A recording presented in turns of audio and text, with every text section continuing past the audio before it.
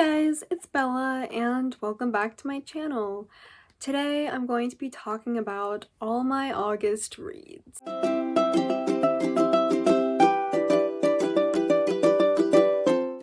So August was definitely a better reading month for me than July was.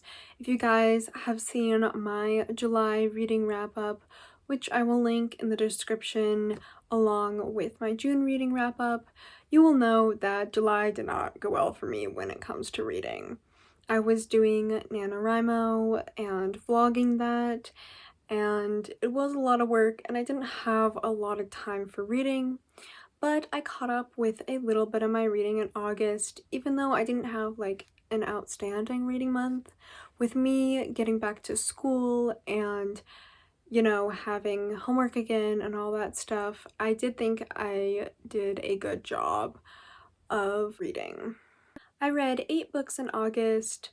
One of those was a school book though, so I'm not going to be talking about it in this video, but it was a novel and not like a textbook, so I'm counting it for my reading since, it's a novel I read. I feel like it should count. But I will be talking about all my other books and telling you what I thought of them overall. I'm not going to be doing a super in-depth review for any of these or spoiling.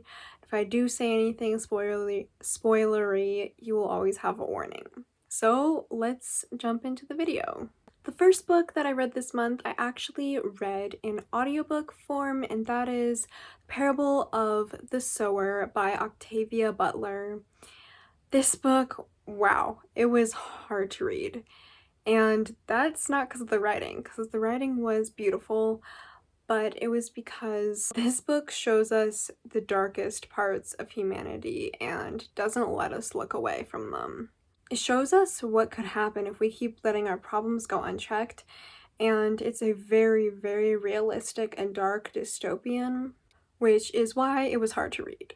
So for those of you guys who don't know, Octavia Butler is a science fiction slash dystopian writer, and she's written a lot. I'm not sure how much. I've only read 2 of her books as of now, and I'm only going to be talking about one of them in this video, but I found her writing style to be beautiful. The book was written very well, but it was very terrifying and sad and has a lot of trigger warnings. I mean, a lot. Like, think of anything you could get triggered at, and it's probably in that book. So just be really careful if you want to read that book. If you're not feeling in the right headspace to read it, or it's not going to be a good idea, then I wouldn't. But I do think it is a necessary book, especially at this point in time, because this book takes place, I think the earliest date is like 2025, something like that. It's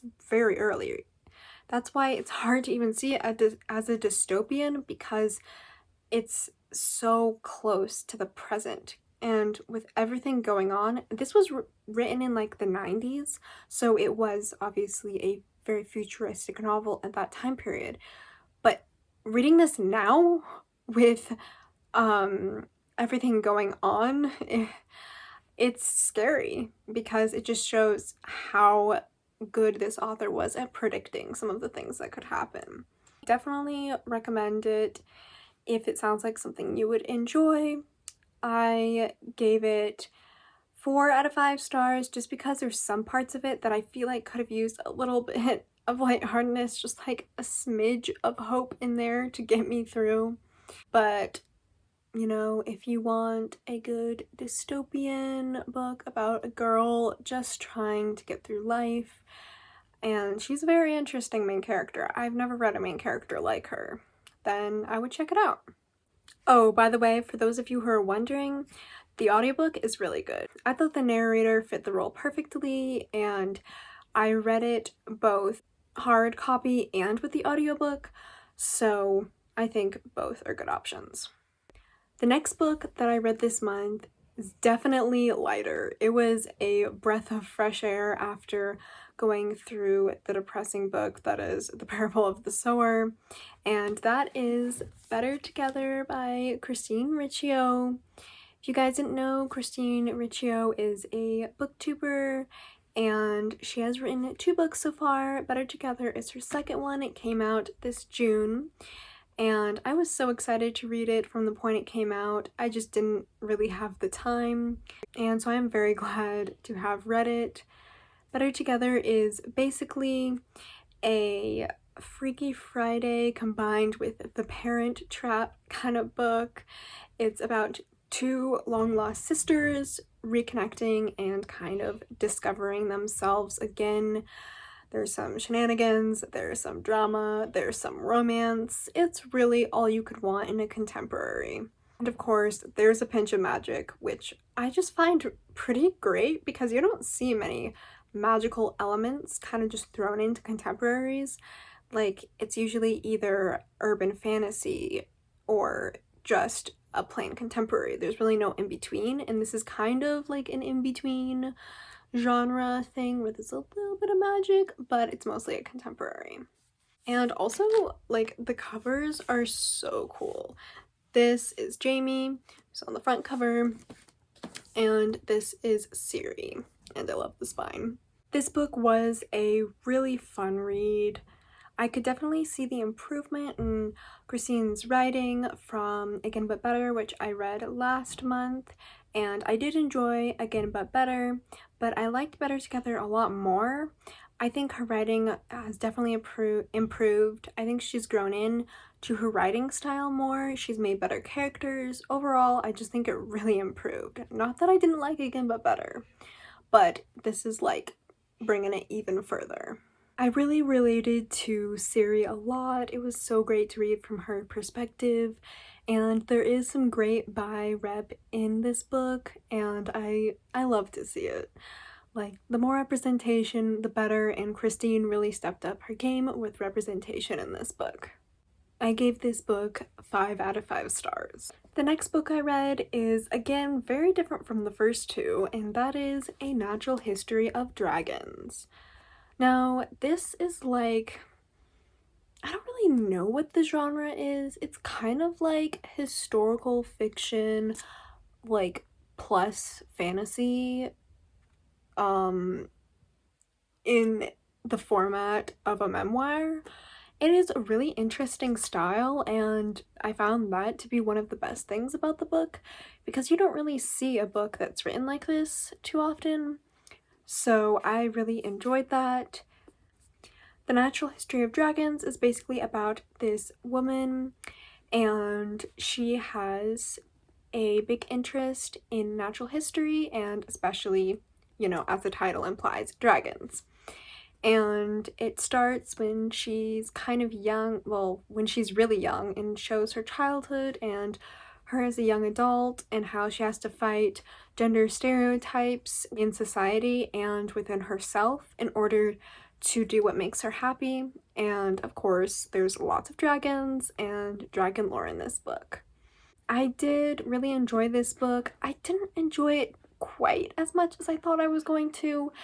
Honestly, this is gonna sound surprising, but I wish there was more dragon lore. Like, there was a lot of stuff about the humans and human culture and mysteries that were going on with them at the time, and while they were well written and interesting, I read the book for the dragons. Like, I wanted to see more about the dragons. I'm hoping that's something that's gonna change because this is a series and I do plan on reading the other books in the series, so hopefully there will be lots more stuff about dragons to come. I gave this book a 4.5 out of 5 stars. I would definitely recommend it if you love dragons like me, or if you're just in the mood for something a little more sciencey that's still like fantasy. The next book I read is Shatter Me. Now, I've been wanting to read Shatter Me for a long time, and I finally got to it this month because I did buddy read it with Megan from Head Over Books. She is another lovely booktuber, and I will be linking her channel in the description. You should definitely check her out because I had a great time reading Shatter Me with her. We did have very conflicted thoughts though. She didn't end up liking the book, unfortunately, but I really enjoyed the book. I gave it 4 out of 5 stars. For those of you who don't know, Shatter Me is about a girl whose touch is lethal and the government gets a hold of her to use her as a weapon. This is a dystopian book and it's very different than Parable of the Sower, but they do have a lot of the same elements where they're talking about climate change, and all these different things that we've been kind of leading up to in the past couple of years in real life. So this is a very realistic feeling book in some areas. You know, there's a lot of areas where you kind of have to suspend your disbelief for a second and just get into the story.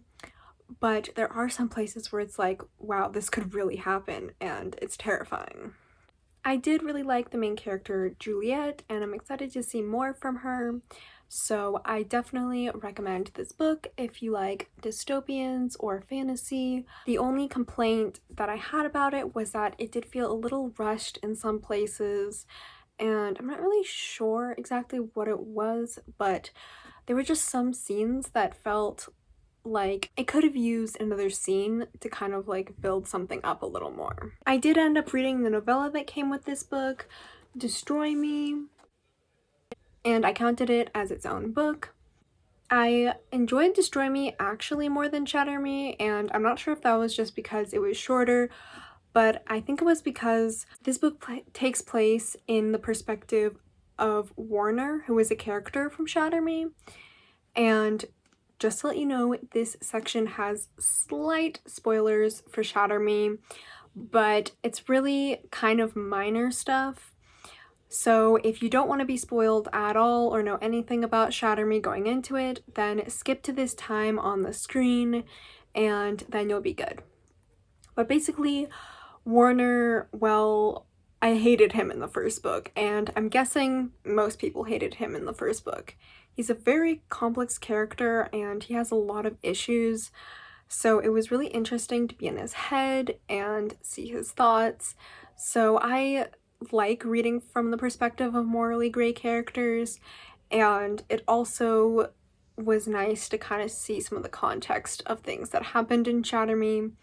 So that's why I really enjoyed Destroy Me. I gave it a 4.5 out of 5 stars. Again, Megan didn't like Destroy Me, but you know, it was interesting to talk with her about it, and I did really enjoy the buddy read, so you should definitely go check her out. Her channel link's going to be in the description, and I would recommend Destroy Me. My second to last book for this month, and one of my favorite books of this month, is Queen of Air and Darkness by Cassandra Clare. I've talked about Shadowhunters a lot on this channel. Every reading wrap-up so far has had Shadowhunter books in it. I've done 2 Shadowhunter reading vlogs on my channel. You guys know I love Shadowhunters, and The Dark Artifices is my favorite Shadowhunter series. Queen of Air and Darkness is the last book in The Dark Artifices, and it is the last book so far that takes place chronologically. So this was one of my last books in my Shadowhunter reread. I actually finished my Shadowhunter reread this month, which is crazy because I've been rereading Shadowhunters on and off for so many months this year now, and I don't know, it's just kind of been like an underlying thing in my reading schedule, and now it's not going to be anymore. I have to go to other books on my TBR and stuff, which is freeing but sad and crazy. And now I've read all the Shadowhunter books twice. I just love them. So yeah, Queen of Air and Darkness, there's not really much I can say in terms of a synopsis if you haven't read any other Shadowhunter books. All I can say is go read Shadowhunters, you won't regret it.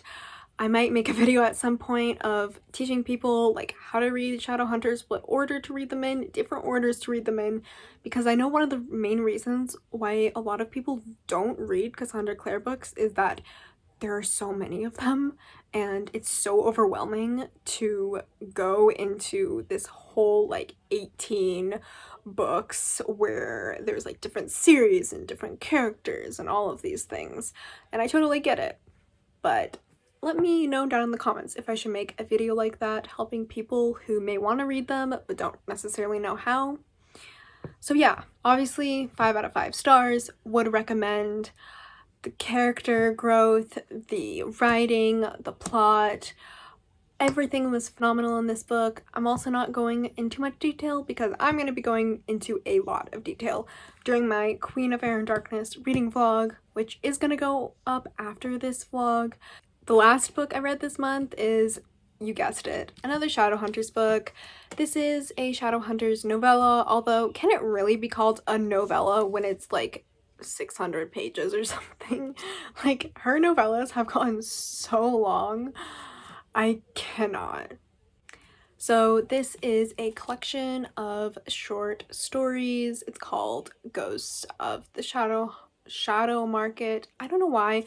I always want to call it Shadowhunters Market because, you know, shadow hunters, I don't know. But yeah, the Ghosts of the Shadow Market, it takes place from the perspective of a lot of people, but in each chapter it always starts with a gem going to a shadow market and like the story evolves from there. All of these stories take place different points in time chronologically in the Shadowhunters Chronicles, but the last two take place after Queen of Air and Darkness, so those were the two that I read at the end of this month. So yeah, I've been reading this book over the past couple months, again chronologically, so every story where it fell chronologically, that's where I would read it, which was kind of an interesting experience. I don't think I'd recommend it. Novellas are not meant to be read like that. They're meant to be read all in one because they're threads that tie them all the stories together. But I did want to read everything chronologically, and I did enjoy that too.